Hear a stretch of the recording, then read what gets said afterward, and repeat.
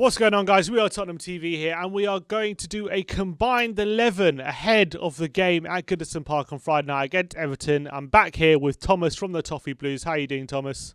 Yeah, very good. Thanks for having me on, as always. Always a pleasure.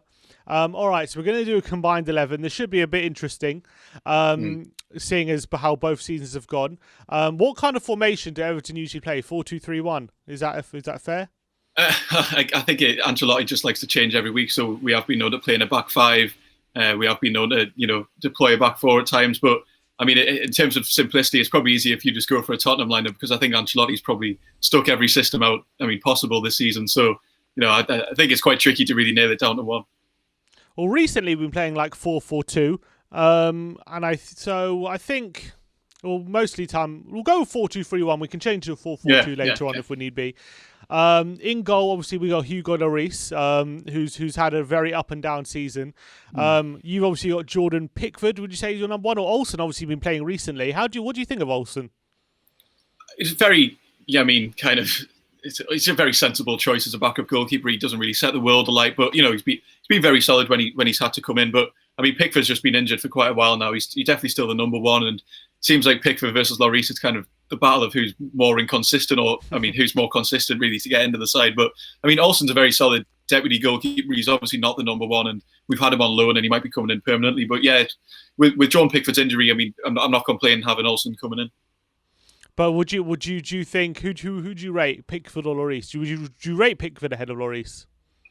I'd probably say yes, purely because of Lloris should just generally be more experienced. I think. I mean, Pickford. I mean, he's not too young anymore, but he hasn't quite had the experience that Lloris has had. I mean, World Cup winning goalkeeper. I mean, he's won several trophies now, but I think just where they are in their careers, I'd probably just expect Lloris to be better. But I think the fact that there is kind of the question over who's more consistent or who's more inconsistent, I'd probably just have to give it back to Pickford. But I mean, you could definitely argue either way, because I mean, you never really know which Pickford or Lloris you're going to get on any given day. So Pickford has been so poor though for like 2 years now, like really like inconsistent. I know Lloris has had his time like recently, but Pickford, like, he's lost his England spot. Like I don't know. I can't see myself being Pickford over Lloris. I can't see it.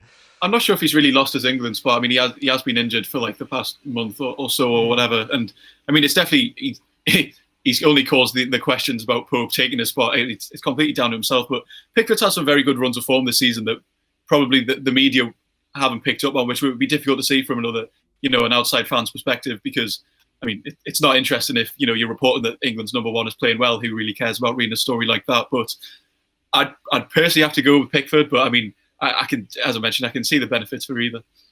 Pickford, I can't. I'd get slaughtered if I put Pickford over Lloris in the comments. I can't do that. I don't know. I think Lloris is I can't. I think Lloris is a better keeper. I just think I'll go for Lloris then. I mean, as I mentioned, I could see for either way, but I think Lloris should definitely be better for where he is in his career. But I could go with that. Pickford has age on his side, but I just think, yeah, I think he's improved from where he was last season, a couple of years ago, where he was really, I felt like, a bit down in the dumps at times, Pickford. But I still don't know if he's ever going to hit that heights Lloris has got. I think Lloris is just a much more consistent keeper than Pickford. Although I do like Pickford's kicking. I think his drop kicks are fantastic. I'm a big fan of them. But I'm going to go with Lloris. I can see that, yeah. Right back, who do you start most games? Because I know Coleman's been in and out with injury. You had Godfrey, you had Holgate. Who's your number one right back at the moment? We just genuinely just don't have one. As I mentioned, Ancelotti loves to chop and change. And I think for most of the season, it has been Mason Holgate, purely because Coleman's been in and out of injuries as well. He hasn't got age on his side. But I mean, naturally, the right back would be Seamus Coleman. Holgate's played there, I think, quite poorly. I mean, he's playing out of position, but I think you'd have to say Coleman is our starting right back when everyone's fully fit and everything's fine. But we've also seen Ben Godfrey play there, as you mentioned. But I'd probably have to go for Coleman, yeah.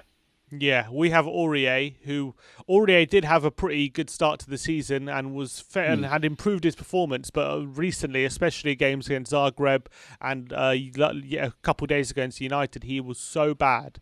So, I mean, how do you rate? Do you rate Coleman ahead of Aurier, from your opinion? I would, purely because I think Coleman's just more consistent. I mean, we're talking about consistency. I mean, that's been our problem for both of our sides this year. It's always been consistency, and I think just with Coleman's experience, and he's kind of he has runs of games where he looks like prime Seamus Coleman at the time. Obviously, he's absolutely not in his prime anymore, but when he was brilliant, and I think he's just more reliable, and especially defensively, I think his game has improved under Ancelotti from where it was. So I definitely favour him over Aurier and Doherty. I mean, he's just been poor this season, hasn't he? So I definitely have to go for Coleman. Yeah, I agree with you. I think Aurier at his best, I think is a better right back than Coleman, but he's just not. You can't rely on him, and I think Coleman's a lot more reliable. So we'll go with Coleman. Left back, we've got Reguilon, who's had a pretty good season. This is quite interesting because you got Luca Deane, who I'm a big fan of. I'm a big fan of Luca Deane, and it's interesting because you said in your preview of late he hasn't been as good, and I can say the same about Reguilon. Of late, he also hasn't been as good, but overall, how much of a fan of Luca Deane are you?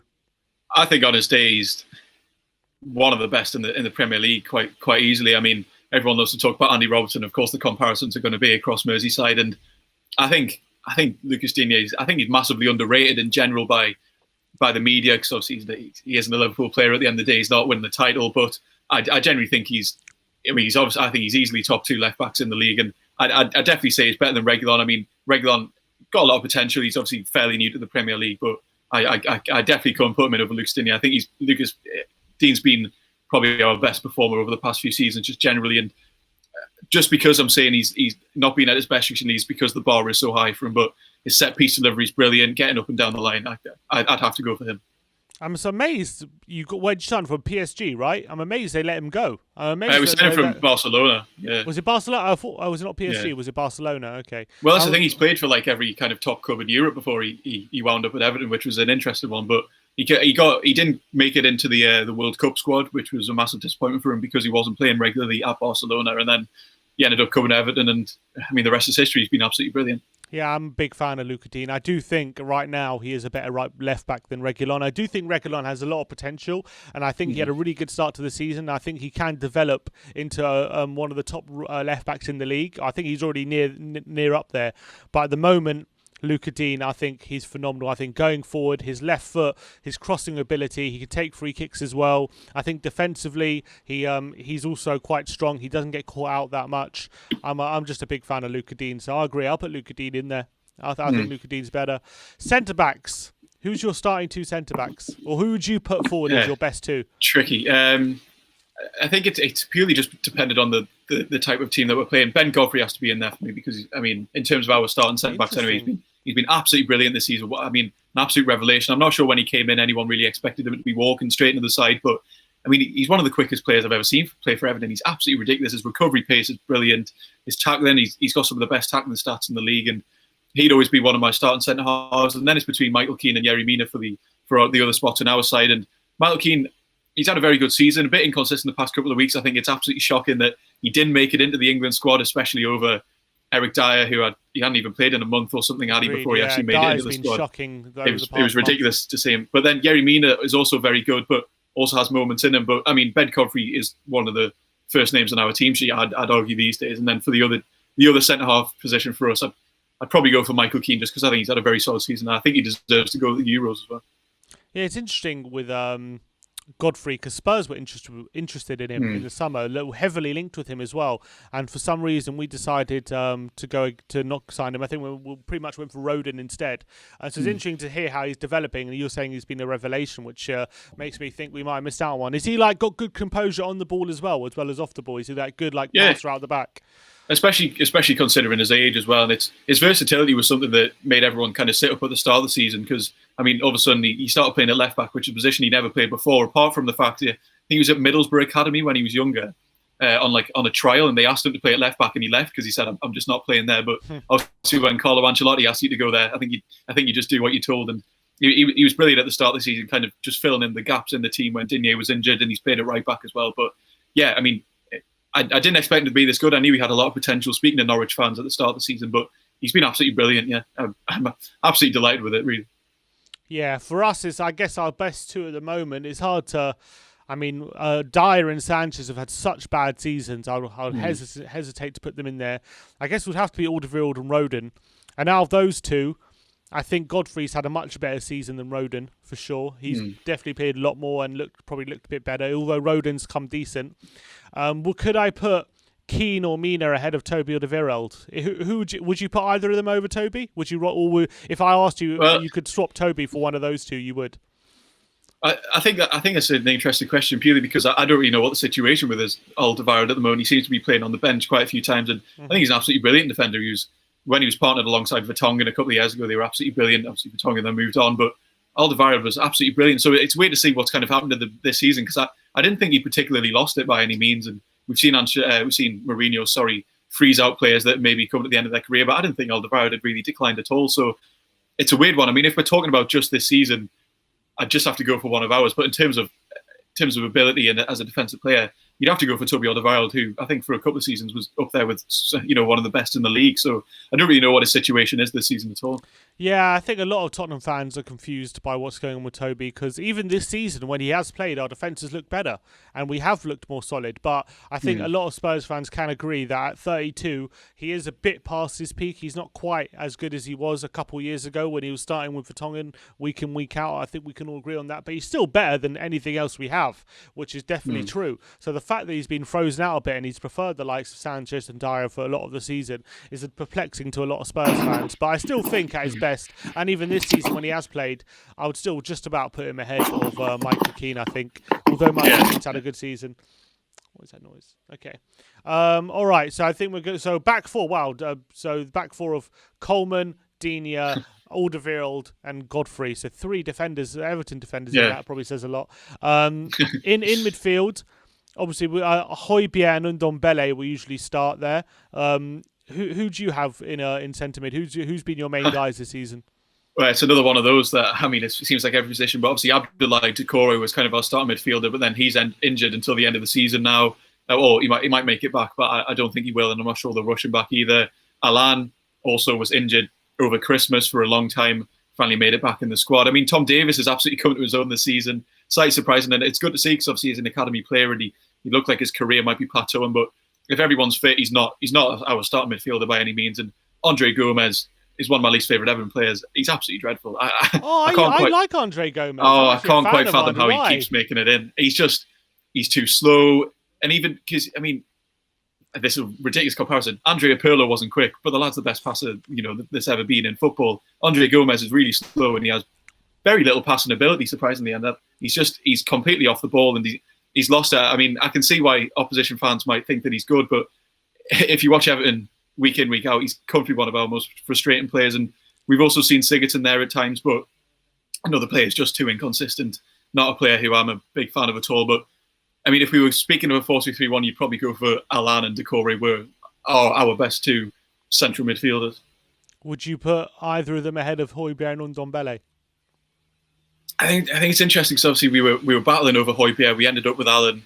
I think he's probably been better this season, Højbjerg, than Alan, just about, and especially in terms of consistency, he hasn't been injured. But then again, Ndombele and Doucouré, they're completely different players, really. I mean, we all know about Ndombele's dribbling ability, but I'm a massive fan of Abdoulaye Doucouré, especially when he's fit. And maybe that's biased purely because I see the impact he has on our side specifically in terms of, in general, he's still a very good player, but he just has such a massive impact on our side. So I'd probably put in Højbjerg, but then for the other spot, I'm actually really not certain. I think Ndombele's probably better offensively in terms of, causing problems in and around the box. But then Doucouré's, I think he's probably better kind of as that box-to-box role. So that's a really tricky one for me. But I guess that one's really up to you, to be honest, because I know how good Doucouré is, but Ndombele, I think they're just very different players to really compare. What about if we put Doucouré instead of Højbjerg? Would that be? What do you think of that? Okay, I can't leave out Ndombele. I cannot leave out Ndombele. It's definitely a tricky one, because I think our two centre midfields in terms of both teams are some of the strongest positions that we have. So it's one of the trickiest ones. But I think I'd have to put Doucouré in there, and then I think you could decide who you go for, whether over Højbjerg or Ndombele. Because I think Højbjerg has been very consistent for us this season, and he's been pretty much after that first game, he came in and he gave us that steal that we needed in centre mid. However, past 3-4 weeks, Again, he's not the only one.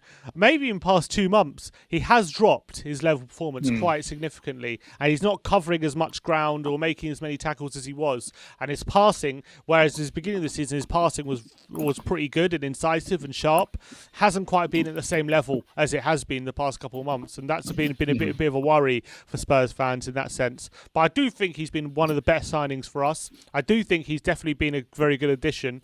Just the past couple of months, you've seen maybe a few flaws in his game, which we weren't seeing earlier in the season. But Ndombele is really coming alive as the season goes on, and I'm a big fan of Ndombele. I think his dribbling ability, his ability to wriggle out of certain situations, his passing ability as well, is second to none. So I have to put Ndombele in there. So I'll go with Ndombele and Decore. This is the thing, though. I mean, we could just kind of sacrifice the number 10 because obviously Sigurdsson hasn't played well for us at all. I know Dele Alli's kind of come in and out of your squad. So a lot of times we've played a 4-3-3. So I mean, a midfield of Decore, Højbjerg, and Ndombele would be ridiculously good. That's not bad either. And then you have, on the left-hand side, Son against Richarlison. That's a difficult one. It's a difficult one. I don't think there's much debate there purely because of how disappointing Richarlison's been this season. I mean, Son's just been ridiculously good. I mean, obviously Everton fans aren't a massive fan of Heung-min Son after what happened, and he definitely causes some debate amongst the fans. But in terms of a player with ability, I mean, he's been absolutely brilliant this season. So, I mean, I'd have to go for Heung-min Son pretty much any day this season. Straight for the Everton fan. I do think on ability, Richarlison has a lot more to give, and I think he has been poor this season. But I think his ability-wise, he could be one of the stars. Like, he could easily play for like a City or United, or like he can easily fit in a team like that. It just is right now. I don't know. It's just something's not quite clicking with him. But I think he's a quality player. But yeah, Son's had a far better season, so you got to put Son in there. Yeah. On the right-hand side. Obviously, I guess you would have to say for us it might probably Gareth Bale, who's got 10 goals this season, although 5 in the league, 3 in Europa League, 1 in the FA Cup and 1 in the League Cup. So it's not all been in the Premier League, but when he has played, especially in February March time, he was scoring some really good goals and being quite consistent, but hasn't quite got a whole season out of him. But then James Rodriguez, what have you made of his impact? I think he's been absolutely brilliant. I think so. Some fans might be disappointed that he hasn't set the world alight every single game. But I mean, at the end of the day, we got him on a free transfer. It's got to be one of the best free transfers in Premier League history, surely. But I think he's absolutely brilliant. Playing on the right and then cutting into that number 10. He likes to kind of just find the gap in the midfield. And Ancelotti said it before. I mean, when we are playing in that formation, James doesn't have a position purely because he just has the instinct to go wherever he needs to be. And I'd have to put him over Gareth Bale purely because I just don't rate Gareth Bale anymore. I think it's disappointing because I like him a lot, and he really struggled at Madrid. It seems like he's going back there next season from what he said, and I don't think he's probably done as well as you were maybe hoping this season. I mean, he's on a lot of money as well. I mean, you can bring that in, but in terms of ability, I'd have to go. Well, I mean, I'd love to see. Rodriguez not on a lot of money. Just to ask, is he not? I don't think as much as Gareth Bale. He's probably on a lot, but I'm not sure how much Gareth Bale's on, but it seems to be a ridiculous amount, and it seemed to be quite an expensive loan as well. I mean, I don't know the details at all, but I think he probably could have and should have had more impact than he has done, Gareth Bale. But I mean, I think James Rodriguez probably just has to pick that for me purely because he can kind of play across that kind of front. Well, not the front three. He's not going to play at striker, but he does kind of ghost into those positions and causes so many problems when he does play. So I'd have to go for him over Gareth Bale. Okay. I think I agree with that, unfortunately. As I think James has had a better season. I think given the respective time they've both had on the pitch, I think Bale has probably done more with that time than James. But I think James over the season has been more consistent. He's been a much better player. And I think at the start of the season he kind of started like a house on fire. And I think we all expected like a crazy season from him. He definitely didn't kind of carry that form on, and he definitely dry up. But I think, especially of late as well, he started to pick up his performances again. So I do think overall, James has had a better season. So I've got to put James in there. I agree with that. And then up top, Calvert-Lewin or Harry Kane. I'd love to put both of them in there. Yeah, obviously you have to go for Harry Kane. Got to go for Harry Kane, surely. As much as I think Calvert-Lewin's a great striker, he's someone who's had a very good season. He's even someone like if we did sell Harry Kane, he would be on one of the top of my list for a replacement. Like if Spurs could get hold of Calvert-Lewin, I think he would be a very good replacement for Harry Kane. If Everton were willing to sell or a deal could be done, but I don't think he's at that level just yet. I do think he's still a young striker. I think he's got a lot of growing to do, and I think he will be a top Premier League striker, but I just don't think at the moment you can compare him to Kane. Yeah, I mean, and the Kane's kind of just turned into like a different animal this season. With it, his assist in play has just been ridiculous. And I mean, we always knew he had good link up, but the amount of assists that he is getting, and we're seeing him, drop a lot deeper at times to, come and win the ball. It's not what you'd expect your traditional number 9 to do. He can just do everything. He's absolutely brilliant, and he seems to just get better every season. And I mean, he's one of the best strikers in Europe. I think he's pretty unfortunate that Lewandowski's just so good that maybe people don't regard him as the best in Europe. But yeah, I mean, ridiculously good player, and he's added that creativity to his game more so than ever this season. So absolutely brilliant player. Very unfortunate for Calvert-Lewin not to make it in purely because of how good he is. But coming up against Harry Kane, of course, no, he doesn't make it in. And then manager, Ancelotti or Mourinho? No, I mean, they obviously have very similar outlooks on football. They like to set up their teams very similarly. I just prefer Ancelotti's man management compared to Jose Mourinho's, as we mentioned in the videos that we've done so far. I think Ancelotti's regarded as being the calmest man on the touchline ever. He's very positive towards players, and I think his man management, obviously, it's one of his standout abilities that I think probably just puts him ahead of Mourinho in terms of right now, anyway. And that obviously, I think Ancelotti's a more likable character. I mean, that doesn't really get you. It doesn't really matter in management whether you're likable or not, but I'd probably just have to go to him based on his man management above Mourinho's. Yeah, it's a tough one for me. I think Mourinho has had a better career than Ancelotti. I think overall, as if we're looking like managers in history, I think Mourinho will be regarded higher in history than Ancelotti. But right now, if you're asking me who do I want to manage a team right now, Ancelotti or Mourinho, it's difficult. But you might just have to go for Ancelotti just because, as much as I think Mourinho is a good manager, and I do think he can still be good in the modern game. He just hasn't done it at Tottenham, and it has turned quite toxic quite quickly, and that's the fear. Obviously, things can change from now to the end of the season, but as of right now, Ancelotti seems to have a happier camp with him at Everton. He seems to have the players playing for him, and Mourinho just seems to be alienating people, and that's one of the big problems. So I also think Ancelotti maybe a lot. Like recently, he did a great job at Napoli. It did kind of also end up badly for him at Bayern Munich, and he's had his similar path like Mourinho. Like he went to Madrid as well, didn't last that long in Madrid. So I think Ancelotti's benefit here though is he doesn't leave clubs just in an absolute state, and he doesn't leave with everyone hating him. I think when he has been sacked in the past, he leaves positively, and maybe he just. Well, I think at Bayern Munich, a lot of people are complaining about him, if I remember rightly. But I think at Napoli, he left in a good position. He was challenging for the title there. So I think just about Ancelotti. But it could be if Spurs do somehow edge top 4. If you ask me at the end of the season, it could be different. But right now, I have to say Ancelotti. I think right now. So the team, that's a very interesting team. So the team is Lloris in goal, Coleman, Digne, Toby Alderweireld and Ben Godfrey, with a midfield three of Højbjerg and Ndombele and Decore, and a front three of James Rodriguez, Son and Kane. So quite a few Everton players in there. What, five of them? Yeah, I mean, I think Coleman probably gets away with one just purely because of how poor your right backs have been this season. Probably, but yeah, it's decent. It's actually quite a decent side. I think it says a lot about our defence. But Thomas, that was our team. Thank you again for joining us. I really enjoyed that. Go over to the Toffee Blues. We have a preview on their channel, and go check out for all their content and for everything regarding Everton. Thomas, thanks again for coming on. Absolutely. It's always a pleasure. Pleasure having you on, mate. Like, subscribe and comment. And as always, come on, you Spurs.